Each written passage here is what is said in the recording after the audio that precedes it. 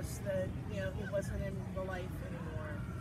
But he also explained why he got into it in the first place. He told us that a lot of young people, once the wall in Berlin came down and East and West Germany unified, they found themselves without jobs a lot of times. It was hard for the economy to recover with that reunification, because now there's all these people coming over from East Germany who needed jobs as well. And he said what neo-Nazism did was they pointed to, you know, the refugees and the immigrants that were coming in and gave them a target to point their anger towards. I think that speaks to what a lot of racism is, which basically anger that they're feeling towards the situation and they have no other target, and it gives them a target. It gives them something easy to focus on and say it's all your fault, when in fact it goes the whole hell of a lot deeper. So I was one thing y'all reminded me of is the reason why I got into Philadelphia specifically. And so like it's like, and I want to say this as a way of like, you know, not only can you not be, you know, hateful, you can also use heathenry to affirm your anti-hate stance. I technically could make the argument that like I have some, you know, I have some Hessian ancestry on my grandmother's side. You know, one of our major goddesses comes from that. But really the stuff that I relate to, that we do, is stuff that trickled into my dad's side, who are Italian Catholics that immigrated to Pennsylvania. You know, my dad's the one that knows about eating like the New Year's pork roast and, you know, all the little things that we do, but we do it in a different context. And so I always liked Philadelphia specifically because I always saw them pro-immigrant. So, what can heathens do in their own community as well as nationally to change modern perceptions of heathenry as a racist group? Well, the hardest step is always the first one, and that has to do with introspection. If you're a heathen, you gotta figure out first, you know, if you're a heathen yourself or you're part of a group comes together and kind of like, you know, goes through an introspective phase of like, okay, why are we here? Let's look at our membership. I don't see a lot of people of color. What is that? Not necessarily a bad thing, because maybe you're just in a place that has a, you know, a low percentage of a population of people of color. But like, let's say, okay, I don't like this person. Why I don't like this person? Is this something that I can work with? Like, is there something that I can, like, can I understand why I don't vibe with this person or with these people? And that's kind of like the first step, is to kind of like figure out, like, am I that kind of heathen? Am I that kind of person? Because let's face it, like, a lot of us in any kind of introspective environment are you know, we don't want to look at the ugly, but like, we have to look at the ugly. That's part of who we are, and part of growing and evolving is to kind of like accept that and like move forward with that. Like, a good example, like, out of all of you guys that are you know, follow some sort of pagan path, how many times have we all had that point in time where we were sitting around, like, you know, I don't know, drinking beer or whatever, I don't know, and just being like, oh, those damn Christians, those, like, you know, those bastards, like, you know, they destroyed our temples, they did all this inquisition, blah, blah, blah, blah. Every time you say damn Christians, that is a bigoted statement. And no Christian alive right now is responsible for the Inquisition burning times or Puritan America. So essentially, that also is something that is almost nonchalantly brushed off, for instance, in the pagan community. Whereas I personally see it as, yeah, that is a form of bigotry that kind of like needs to be, you know, shuffled and done with. And so one of the things that heathens can do, for instance, is after they introspect, they then have to put their money with their mouth. There's a saying in heathenry, we are our deeds. Like, we don't just say something, we have to do it. That's part of binding our actions together to the fate, to the weird, to the Urlog, to the primal law that governs us all. And so, by doing things such as certain initiatives in Heathens Against Hate that you can speak to me personally about, because I don't think we have time, like, you can get together and you can actually put your money where your mouth is. You through actions, you are able to kind of like follow through your words. While you're doing all of that introspection, while you're out there doing your deeds, I would like to caution you all to not fall into the trap of tokenism, because that is just as bad as racism. I do not want to see someone who looks like me trotted out going, see, we have a so-and-so person, so he couldn't be racist. That's actually one of the questions. So I'm gonna say, like, can you talk a little bit about what tokenism is really quickly so people understand what you're talking about? Tokenism is basically where you have, one or two minorities and you trot them out on public occasions saying, see, we have this person who is obviously a minority, so we can't be transphobic, racist, homophobic, insert ism here. And then they go back in a closet somewhere and you don't hear from them again until the next public outing, if you're lucky. It's a very cavalier and generalistic way to put it, but honestly, when it happens, which thank the gods it is few and far between, that's how I feel. Yeah, I think one of the that, like, kind of talking about tokenism, because I know at times, and not even thinking about even anymore, just the world. There have been times where it's like, I don't have whatever crappy opinion on this issue because I have a trans friend. I have been the trans friend. Like, whenever you hear I have a blank friend, that's a red flag. And I think a good cure for that is to think, how do you elevate their voice instead of talking, using them as your argument for your opinion? All right, I have one more question. What kinds of experiences, good or bad, do marginalized people face based on who they are, and how can we improve their experiences while reducing the possibility of negative abuse? Does that make sense? Yeah. So like how do we make life better for marginalized people in the heathen community? We'll start this way. Okay.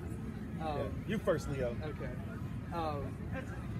So I think I've actually done this kind of talk before for like in front of medical professionals, students. One of the things I say is like a one sentence thing you can do is compassion. Think outside of your shell and think, how does this other person feel? Like, I feel like that gets you in the ballpark of doing the right thing, even if you don't know off the top of your head. So it could be something as like, most heathens do their rituals in homes, so there's no bathroom issue because they're all gender neutral.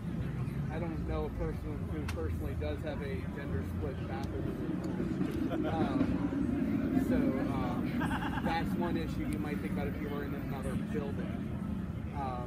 Speaking of a trans person, there's all sorts of angles you could think of that. Like how are we really, one of the things that drew me to healing was the idea of hospitality. Are you being hospitable to everyone? Good thought. Good thing to think about. I'll pass it on. Sorry. No. Go ahead. I know for me, I did experience a bit of racism in heathenry. There was one time when we were in Georgia, and I was looking forward to going to a mood that was being held in Georgia, specifically for Georgia heathens.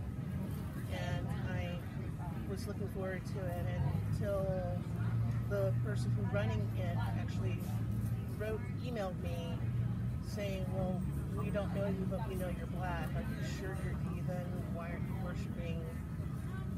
XYZ gods and blah, blah, blah.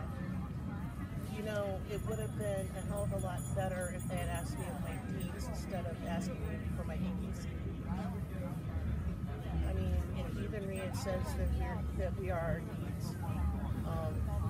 Why don't we make it about our deeds and not about that? I don't consider myself a minority as a white cis male, but I can attest to the whole we are our deeds, meaning if you're gonna have somebody join your group, like if they are a person of color or if they're trans, gay, you know,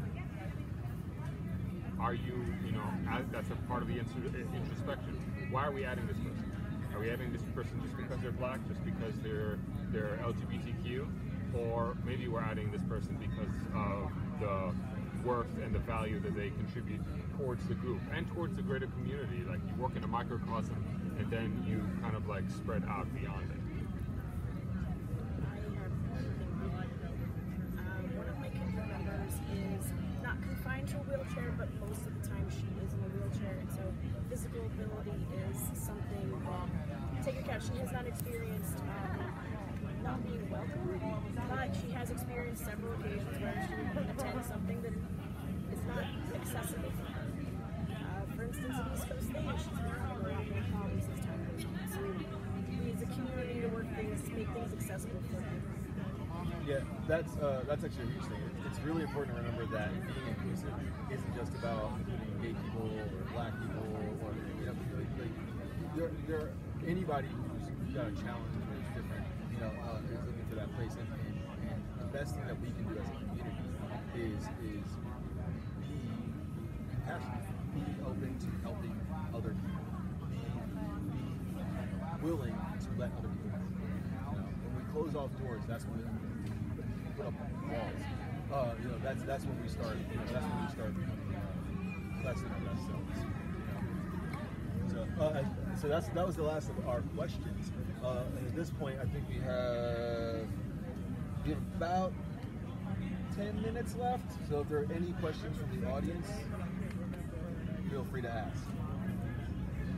If I could piggyback off the accessibility thing, I think one thing that we are missing is also like the use of sign language and translation to an extent, and stuff like that. I think we should encourage closed captioning as well, but like sign language I think is something useful to learn and develop as it's relevant to heathenry too, so that people who are deaf and hard of hearing will be able to be not just like recipients but also active participants within the community. I can actually help you out a bit with that. The Troth actually has been taking some strides in that. Our steer actually shared with us he was working with ASL teachers and students to come up with a sign for the Troth, and I believe it was this. It was T in like a clockwork circle, clockwise circle. Which is kind of cutesy, but it does get the ball rolling because you're absolutely right. My fiance's family, there's a lot of deafness in the family, and so I'm trying to learn ASL as well. And I think ASL accessibility to anybody with mobility issues. We have a few people that are hard of sight. And so, like certain things that we would do and publish, like when I was working on the website for Heathens Against Hate, the next step right now after that being published is to make it accessible to kind of like get the bigger fonts and allow people to kind of like and also to make the Section 508. So I work in the healthcare industry, so I have to do that all the time too. And I was actually going to mention making your technology accessible to other people is a huge thing that you can do, and you can do that by by making sure that your code has all the right types of tags and meets all kinds of HTML compliance issues, things like that. There's all those different kinds of resources on the web you can find. And some sites are terrible on a screen reader. So for people who use screen readers to read websites, Yes. like Facebook, awful on a screen reader. So that's another thing to take into consideration, and maybe audio transcriptions and stuff like that. But if you're a non-profit organization, I think you might be required to some degree to have public compliance on your website, so double check that. Since I know the healthcare industry is definitely. Yeah, we're definitely working on trying to make things a lot more accessible to people. And I do wanna mention real quick that we're going to be at this booth right over here. If you all have any other additional questions, plus I'd be more than happy to go a little bit further into some of the programs and initiatives that Heathens Against Hate has that will allow you to kind of contribute to your community.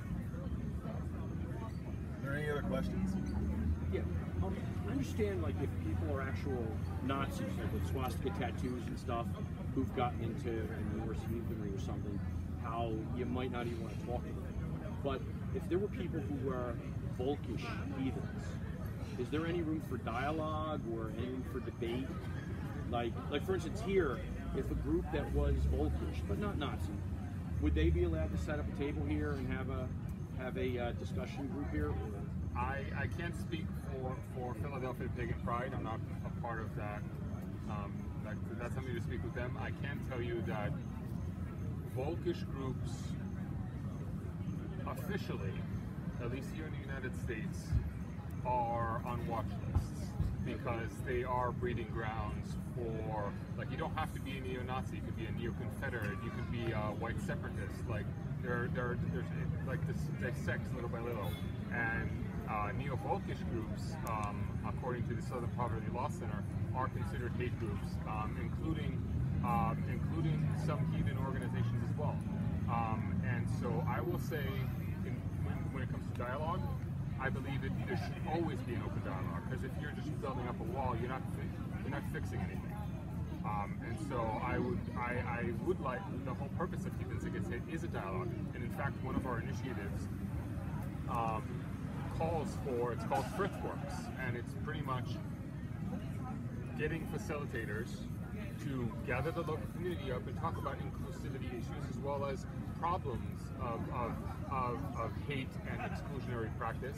But more so, I'm going to up the ante by being if you know somebody who is Volkish leaning or somebody who is kind of carries that racist ideology within heathenry, invite them, because this is how you'll get to welcome people that want to be included. Like I said before, it's still, if you're tied in because of your ancestry or because of your blood, great. But unfortunately, the majority of Volkish groups focus solely on the blood connection as the overall narrative to the entire spirituality of things, and that becomes a problem. To add that not all of them may be out and out, but variation on the 14 words I've seen come out of some of the Volkish heathens tends to mean they're just Oh yeah, but there are ones that are not. Yeah. They just believe that every group should follow their own blood. They just aren't full on. So I would say that there's always room for a conversation. I think I'm not sure where the conversation will go. With Native Americans, there's a lot of Native Americans who are Volkish who don't want white people. They don't say that there's a place in Native American spirituality for white people. Sure. That is Volkish. Sure. I mean, I think ultimately, everyone has a right to their belief, and their opinion about a thing, and at the end of the day, everyone's going to make a choice. So yes, there is room for conversation, and wherever that conversation goes, you have to have it to know. But I would tell you that it's antithetical to community overall if you're trying to force people to go a certain place because you don't think that they should be there. So That's my thought. Did that answer your question? Does anyone else have questions? Yeah, actually. Do you guys have any strategies you would recommend for any event? Let's say you do an outreach, open a dialogue. How do you deal with intentional dialogue? Like ones who attempt to take advantage of your outreach